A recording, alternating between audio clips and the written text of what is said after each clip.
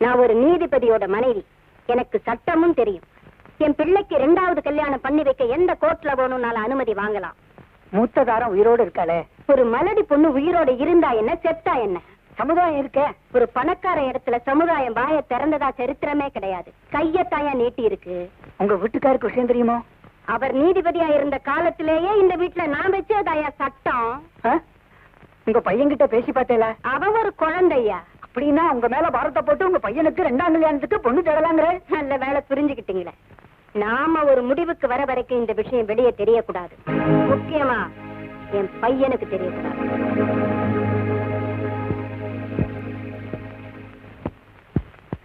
எதுக்கு இவ்வளவு பணம்? இனிமே இந்த வீட்டு பக்கம் நீங்க வராம இருக்கிறதுக்கு. எனக்கு புரியலையே. 2 பேருக்கு கல்யாணம் பண்றதுக்காக ஆண்டவன் உங்க தொழில படைச்சிருக்கான், பிரிச்சு வைக்கிறதுக்காக இல்ல. உங்க அம்மா நிலைமைய கொஞ்சம் யோசிச்சு பாருக்கண்ணா. என் பொண்டாட்டியோட நிலைமைய கொஞ்சம் யோசிச்சு பாருங்க சார். அவதான் எதுக்குமே வழங்காம போயிட்டாலே.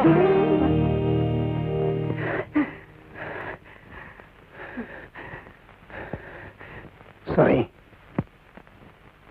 புருஷன் பொண்டாட்டி உறவுங்கிறது கத்திரிக்கோள் மாதிரி. அது ரெண்டும் பாக்குறவங்க கண்ணுக்கு எதிரும் புதிருமா இருக்கிற மாதிரி தான் தெரியும். அது ரெண்டும் ஒண்ணுக்கு ஒண்ணு வெட்டிக்காது. ஆனா குறுக்க யார் வந்தாலும் வெட்டிடும். அண்டர்ஸ்டாண்ட்?